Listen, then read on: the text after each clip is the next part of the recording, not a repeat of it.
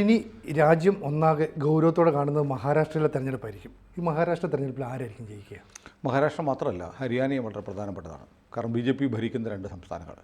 B J പിയുടെ ഇത്തവണത്തെ പ്രതീക്ഷകൾ അട്ടിമറിച്ച പ്രധാനപ്പെട്ട സംസ്ഥാനങ്ങൾ യു പിയും മഹാരാഷ്ട്രയാണെന്ന് പറയാം.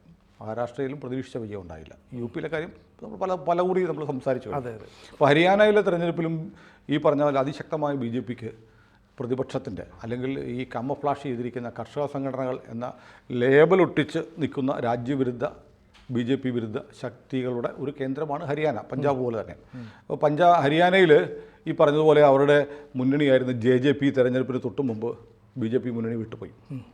ബി ജെ പി ഒറ്റയ്ക്ക് മത്സരിക്കാനാണ് തീരുമാനിച്ചിരിക്കുന്നത്.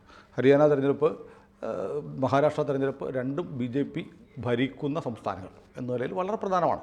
ബി ജെ പിയെ സംബന്ധിച്ച് മഹാരാഷ്ട്രയിലും ഹരിയാനയിലും ഭരണം നിലനിർത്തുക എന്നുള്ളത് വലിയ പ്രാധാന്യമുള്ള, സർക്കാർ നിലനിർത്തുക എന്നുള്ളത് മാത്രമല്ല, ഈ പറഞ്ഞതുപോലെ ഈ സമീപകാലത്ത് പാർലമെൻറ്റ് തെരഞ്ഞെടുപ്പിൽ ഏറ്റവും വലിയ തിരിച്ചടി ഉണ്ടാക്കിയ സംസ്ഥാനം എന്ന നിലയിൽ മഹാരാഷ്ട്രയിൽ ആ ക്ഷീണത്തെ മറികടക്കാൻ ബി ജെ പിക്ക് കഴിഞ്ഞാൽ ബി ജെ പി സർക്കാരിന് കിട്ടുന്ന ഒരു പ്രവേഗം, വെലോസിറ്റി വളരെ കൂടുതലാണ്. അപ്പോൾ അതാണ് ഇപ്പോൾ മഹാരാഷ്ട്ര തെരഞ്ഞെടുപ്പിൻ്റെ പ്രാധാന്യം. പിന്നെ ഷിൻഡെയാണ് പ്രധാന ഘടകകക്ഷി.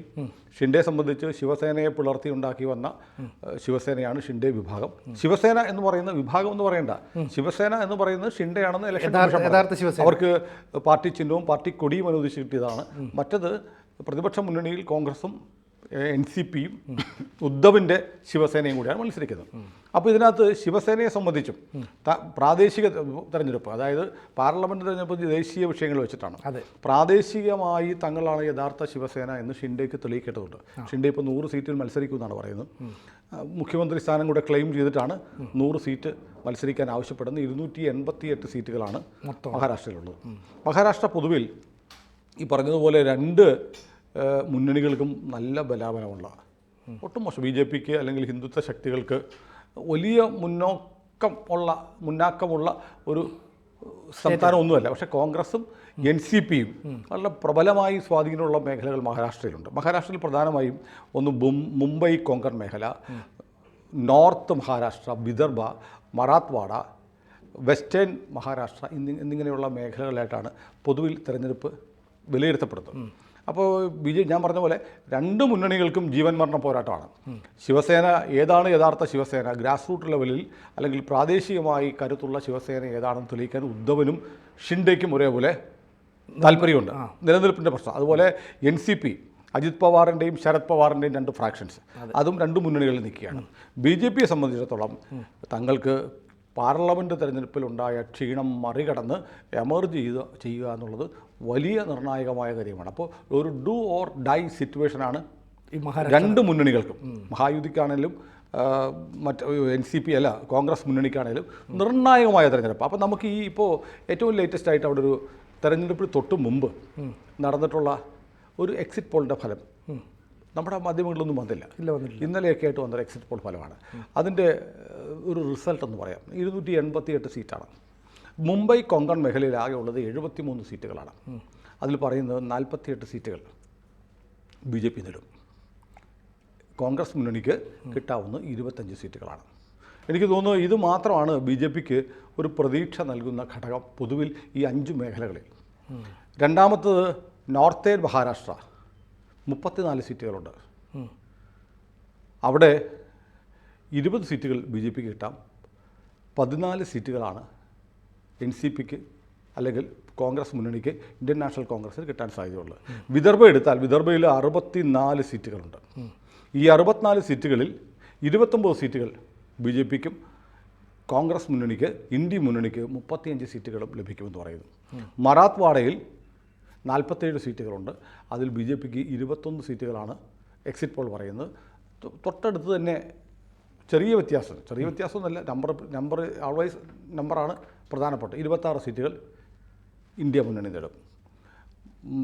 പടിഞ്ഞാറൻ മഹാരാഷ്ട്രയിൽ ബി ജെ പിക്ക് 28 സീറ്റുകൾ കിട്ടുമ്പോൾ ഇന്ത്യ മുന്നണിക്ക് 42 സീറ്റുകൾ കിട്ടുമെന്നാണ് പറയുന്നത്. 70 സീറ്റുകളാണ് ആ മേഖലയിലുള്ളത്. അപ്പോൾ അത് വലിയൊരു മുന്നേറ്റം ഇന്ത്യ മുന്നണിക്ക് പടിഞ്ഞാറൻ മഹാരാഷ്ട്രയിൽ കിട്ടും. 70ൽ 42 സീറ്റുകൾ.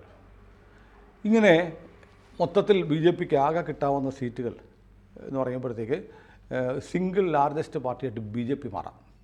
ഈ മുന്നണിയിൽ മൊത്തം ഈ സീറ്റുകളെടുത്ത് ഈ BJP മുന്നണിക്ക് കിട്ടുന്ന സീറ്റുകളിൽ എടുത്ത് പരിശോധിക്കുമ്പോൾ ഏറ്റവും വലിയ ഒറ്റക്കക്ഷിയായി BJP 95 സീറ്റുകൾ നേടാം. ഷിൻഡയുടെ കൂട്ടാതെയാണ്. അപ്പോൾ BJP സിംഗിൾ ലാർജസ്റ്റ് കക്ഷിയാവും. ശരത് പവാറിനും ഉദ്ധവ് താക്കറിനും കോൺഗ്രസിനും അല്ല. എന്നാൽ പോലും ഈ 5 മേഖലകൾ എടുക്കുമ്പോൾ BJPക്ക് കൊങ്കൺ മേഖലയിൽ മാത്രമാണ് BJPക്ക് വലിയ സ്വാധീനം പറയുന്നത്.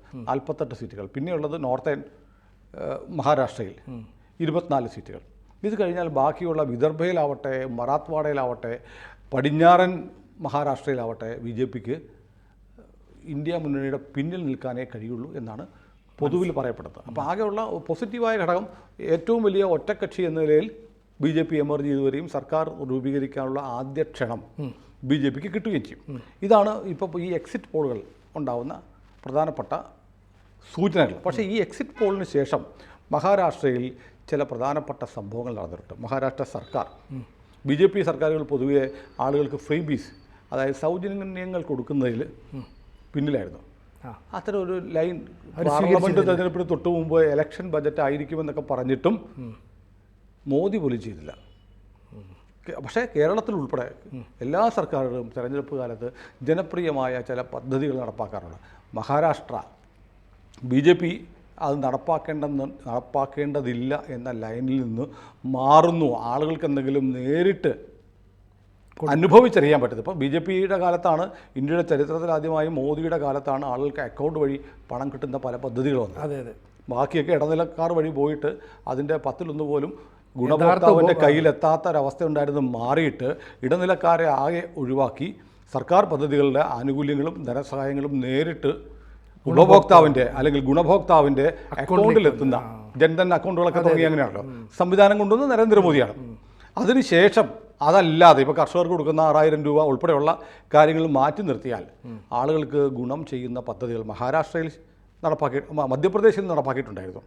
അതിൻ്റെ ഒരു ഗുണം അവിടെ ഉണ്ടായിട്ടുണ്ട്. പക്ഷെ അതിനുശേഷം ഇപ്പോൾ മാറുന്ന കാലത്തിനൊത്ത് അത്തരം പദ്ധതികൾ നടപ്പാക്കാൻ BJP തീരുമാനിക്കുന്നു എന്നതിൻ്റെ ഭാഗമായിട്ട് ഈ എക്സിറ്റ് പോൾ സർവേക്ക് ശേഷം ലഡ്കി ബഹിൻ യോജന എന്നൊരു പദ്ധതി അവിടെ പ്രഖ്യാപിച്ചിട്ടുണ്ട്. അതായത് എല്ലാ സ്ത്രീകൾക്കും 2500 രൂപയോളം പ്രതിമാസം അക്കൗണ്ടിൽ കിട്ടുന്നൊരു പദ്ധതി മഹാരാഷ്ട്ര ഗവൺമെൻറ് നടപ്പാക്കുകയാണ്. അതുകൂടാതെ വിദ്യാർത്ഥികൾക്ക് ഒരു സ്റ്റൈഫൻ സ്കീം പ്രഖ്യാപിച്ചിട്ടുണ്ട്. 10th, +2, ഡിഗ്രി, PG അനുസരിച്ച് 6000 രൂപ മുതൽ 10000 രൂപ വരെ വിദ്യാർത്ഥികൾ സ്റ്റൈഫൻഡ് കൊടുക്കുന്നൊരു പദ്ധതിയും പ്രഖ്യാപിച്ചിട്ടുണ്ട്. ഈ 2 പദ്ധതികൾ കൂടെ താരതമ്യപ്പെടുത്തുമ്പോൾ അത് ജനങ്ങളെ എങ്ങനെ സ്വാധീനിക്കുമെന്നുള്ളത് വളരെ പ്രധാനപ്പെട്ടതാണ്. അതുകൂടെ കണക്കിലെടുക്കുമ്പോൾ BJP ഭരണത്തിന് സിംഗിൾ ലാർജസ്റ്റ് കക്ഷി എന്ന നിലയിൽ വരികയാണെങ്കിൽ തന്നെയും 8 സീറ്റുകളുടെ, ഇപ്പോൾ നമ്മൾ ഈ പറഞ്ഞ കണക്കനുസരിച്ച് അധികാരം കിട്ടാൻ 8 സീറ്റുകളുടെ കുറവ് വരുമെന്നാണ് പറയുന്നത്. 8 സീറ്റുകളോട് നേടിയെടുക്കാൻ ഈ ജനപ്രിയ പദ്ധതികൾ BJPയെ അല്ലെങ്കിൽ BJP ശിവസേന മുന്നണിയെ മഹായുതിയെ സഹായിച്ചാൽ BJPയിൽ മഹാരാഷ്ട്രയിൽ ഭരണ തുടർച്ച ഉണ്ടാകുമെന്നാണ് പൊതുവിൽ വിലയിരുത്തപ്പെടുന്നത്. ഏതായാലും തെരഞ്ഞെടുപ്പ് പ്രഖ്യാപിക്കപ്പെട്ടിട്ടില്ല. സർക്കാരിന് മുന്നിൽ ഇനി സമയമുണ്ട്. കഴിഞ്ഞ പാർലമെൻറ്റ് തെരഞ്ഞെടുപ്പിൽ നടത്തിയിട്ടുള്ള തെറ്റുകൾ തിരുത്താൻ, വീഴ്ചകൾ പരിഹരിക്കാനുള്ള ശ്രമങ്ങളുണ്ട്. അതിലൊക്കെ ഉപരി ഇടത്തരക്കാരെയും അതിന് താഴെയുള്ള ആളുകളെയും മുഖ്യമായും പരിഗണിക്കുന്ന ഒരു നിലപാട് BJP സർക്കാരിൻ്റെ ഭാഗത്തുനിന്ന് ഉണ്ടാവണമെന്നുള്ളത് പൊതുവെ പറയപ്പെടുന്ന കാര്യമാണ്. അത് മഹാരാഷ്ട്രയിൽ തുടക്കം കുറിക്കുന്നു എന്നുള്ളത് ആശാവഹം കൂടിയാണ്. ഇനി ഏറ്റവും പ്രധാനപ്പെട്ട ഈ മറാത്ത്വാഡ മേഖലയിൽ 47 സീറ്റിൽ BJPക്ക് ഇപ്പോൾ പ്രവചിക്കപ്പെടുന്നത് 21 സീറ്റുകളെ കിട്ടുള്ളൂ എന്നാണ്. ഇന്ത്യ മുന്നണിക്ക് 26 സീറ്റുകളും പറയുന്നു. അപ്പം 6 സീറ്റിൻ്റെ വ്യത്യാസമല്ല അവിടെ വരണം. കാരണം മറാത്ത്വാഡ എന്ന് പറഞ്ഞാൽ മറാത്ത സംവരണം ഒരു വലിയ പ്രശ്നമാണ്. മറാഠികൾക്ക് സംവരണം കൊടുക്കുക എന്നുള്ളത്. ആ പ്രശ്നത്തിന് വളരെ അനുകൂലമായ ഒരു നിലപാടാണ് BJP എടുത്തത്. പക്ഷേ അതിൻ്റെ ഒരു ബെനിഫിഷ്യറീസായിട്ട് ആ കമ്മ്യൂണിറ്റിയെ മാറ്റാൻ കഴിഞ്ഞിട്ടുണ്ടോ എന്നുള്ളത് ഗൗരവപൂർവ്വം പരിശോധിക്കേണ്ടുന്ന ഒരു കാര്യമാണ്. അപ്പോൾ എനിക്ക് തെരഞ്ഞെടുപ്പിന് മുമ്പ് മറാത്ത സംവരണ വിഷയത്തിൽ ഒരു അനുകൂല നിലപാടുകൂടെ BJPക്ക് എടുക്കാൻ കഴിഞ്ഞാൽ, പക്ഷെ അതിന് പ്രാദേശികമായ ഒരുപാട് എതിർപ്പുകളുമുണ്ട്. അതിനെ എങ്ങനെ ടാക്കിൾ ചെയ്യുന്നു, അതിലെന്ത് തീരുമാനം എടുക്കാൻ കഴിയുന്നു എന്നതും വളരെ മറാത്ത മേഖലയിൽ മാത്രമല്ല ഈ സംവരണത്തിൻ്റെ ആനുകൂല്യം കിട്ടുന്നവരും അതിനുവേണ്ടി ആവശ്യപ്പെടുന്ന ആളുകളും ഉള്ളത്. അപ്പോൾ തെറ്റിരുത്തലുകൾ ഈ കുറഞ്ഞ സമയത്തിനുള്ളിൽ നടപ്പാക്കി. അപ്പോൾ ഇപ്പം തന്നെ 8 ഭരണം പിടിക്കാൻ അധികാരത്തിലെത്താൻ 8 സീറ്റുകളുടെ കുറവുണ്ടാവുന്നതാണ് ഏറ്റവും പുതിയ എക്സിറ്റ് പോൾ ഫലം പറയുന്നത്. അപ്പോൾ 8 സീറ്റുകൾ മറികടക്കാൻ ഇപ്പോൾ പ്രഖ്യാപിച്ചിരിക്കുന്ന 2 ജനപ്രിയ പദ്ധതികൾ, സ്ത്രീകൾക്ക് വേണ്ടിയുള്ള ധനസഹായ പദ്ധതി, വിദ്യാർത്ഥികൾക്ക് സ്റ്റൈപ്പൻഡ് കൊടുക്കുന്ന പദ്ധതി, ഒരു പക്ഷേ മാറ്റം ഉണ്ടായേക്കാം. അതോടൊപ്പം തന്നെ മറാത്ത മേഖലയിലെ ഈ അവരുടെ സംവരണവുമായി ബന്ധപ്പെട്ട കാര്യത്തിൽ കൂടുതൽ ഫലമുണ്ടാക്കുന്ന ഒരു തീരുമാനം, അത് അഴകുഴമ്പൻ നിലപാടാണ് എല്ലാ രാഷ്ട്രീയ പാർട്ടികളും എടുക്കുന്നത്. അപ്പോൾ അത് ഉറപ്പാക്കുന്ന തരത്തിലേക്കുള്ള മറാത്ത കലാപകാരികൾ, പ്രക്ഷോഭകാരികളുമായി, കലാപകാരികളെന്ന് പറയേണ്ട, പ്രക്ഷോഭകാരികളുമായി ബന്ധപ്പെട്ട് അത്തരം ചില പ്രശ്നങ്ങളോട് പരിഹരിക്കാൻ കഴിഞ്ഞാൽ 8 സീറ്റിൻ്റെ ഒരു പോരായ്മ മറികടക്കാൻ കഴിഞ്ഞേക്കും. ഏതായാലും തെരഞ്ഞെടുപ്പ് പ്രഖ്യാപിച്ചിട്ടില്ല, സമയമുണ്ട്. പിന്നെ ഈ ചിലരൊക്കെ പറഞ്ഞ പോലെ സമ്പൂർണ്ണമായ ഒരു പരാജയം BJPക്ക് ഉണ്ടാകും എന്നല്ല ഈ സർവേ കാണിക്കുന്നത്. 8 സീറ്റുകൾ 258 അംഗ അസംബ്ലിയിൽ 8 സീറ്റുകൾ എന്നുള്ളത് അത്ര വലിയ സംഖ്യയല്ല.